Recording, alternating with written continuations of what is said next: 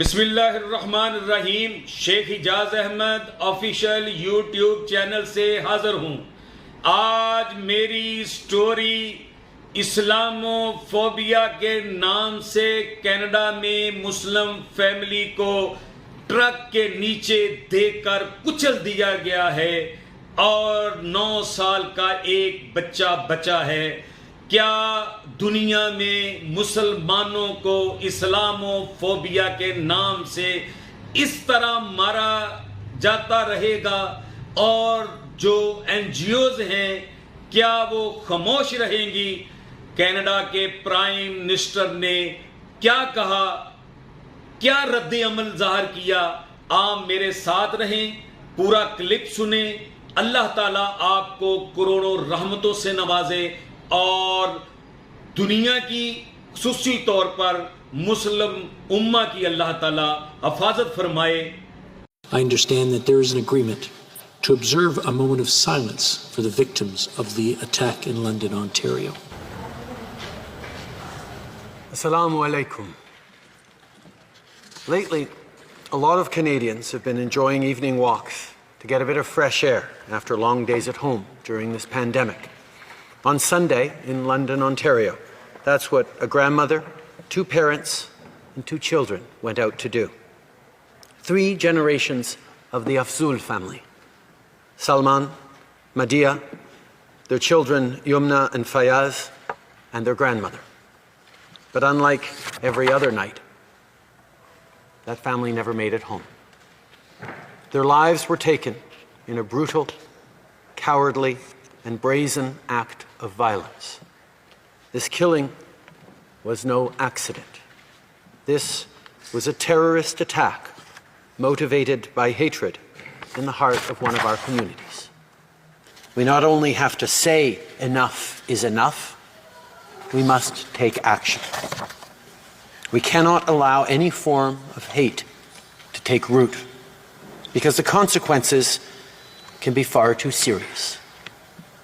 We've seen it in Christchurch. We've seen it in other places around the world, and we've lived it here at home. Right now, Canadians are outraged by what happened on Sunday, and many Muslim Canadians are scared. If the attack in London has any follow-up or I don't even want to say positive, but any impact on non-Muslim Canadians, it should be this: to understand the anxiety and the fear that our fellow Canadians carry, that they shouldn't be. And it is on all of us to understand that experience and be there to support and to help. We can and we must act. As Canadians, we've been fighting a global pandemic for over a year now, and we did it by coming together, by working together. And that is the only way of confronting the ugly face of hatred. I want all Canadians to know that we are all diminished when any one of us is targeted. We need to stand up to reject racism and terror and work together to embrace what makes our country strong, our diversity. میں Canada کے prime minister کو خراج تحسین پیش کرتا ہوں کہ جنہوں نے متاثرہ فیملی اور پوری امت مسلمہ کے درد اور زخم پر مرہم رکھی ہے.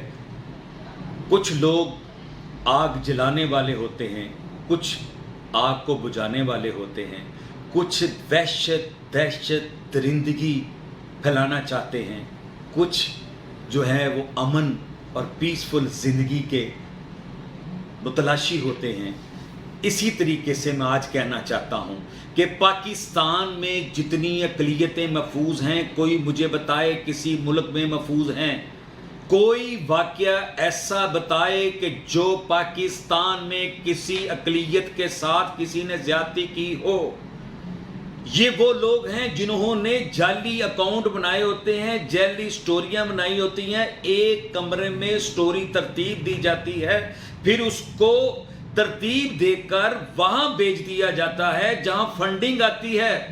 وہ فنڈنگ آتی ہے تو پھر وہ این جی اوز جو ہیں وہ اپنا دائرے کو وسیع کرتی ہیں, وہ کاروبار چلاتی ہیں, وہ پاکستان کے خلاف ہوتی ہیں, وہ پاکستان کے مقاصد, پاکستان کے دو قومی نظریہ اور پاکستان کی سلامتی, استحکام اور پاکستان کے اداروں کے خلاف پھر وہ بولتی ہیں, سڑکوں پہ آتی ہیں. اسی طریقے سے پھر یہ این جی اوز کا ایک جال بچھ چکا ہے.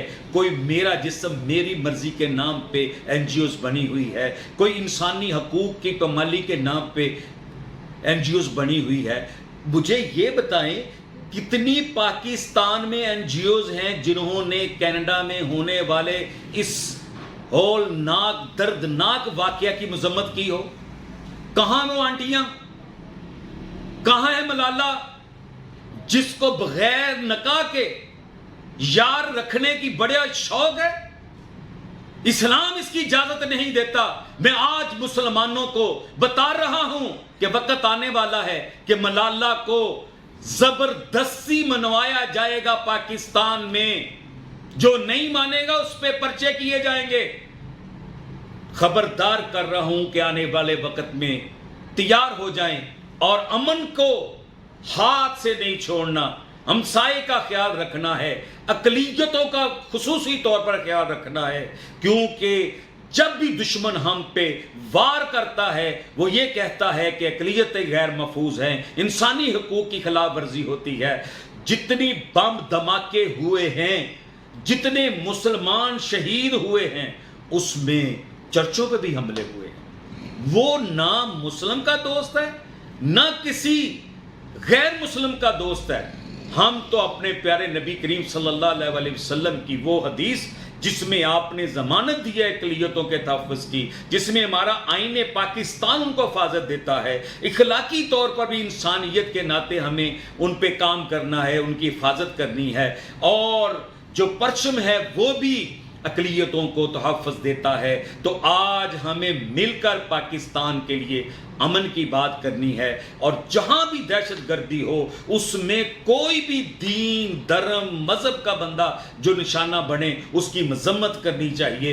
آج پاکستان میں کرسچن ہوں, سکھ ہوں, پارسی ہوں, ہندو ہوں, آگ کی پوجا کرنے والے ہوں, سورج کی پوجا کرنے والے ہوں, کوئی بھی اقلیتوں کا نمائندہ یہ نہیں کہہ سکتا کہ فلاں مسلمان نے یہ زیادتی کی ہے. اللہ کے فضل و کرم سے پاکستان کی سلامتی کے لیے تمام مذاہب اور اکثریت جو مسلمانوں کی ہے مل کر کام کر رہے ہیں. پاکستان کو اللہ شاد اور آباد رکھے, پاکستان کے استحکام, پاکستان کی سلامتی, پاکستان کے مضبوط دفاع, پاکستان کی اداروں کی اللہ تعالی حفاظت فرمائے. پاکستان زندہ باد.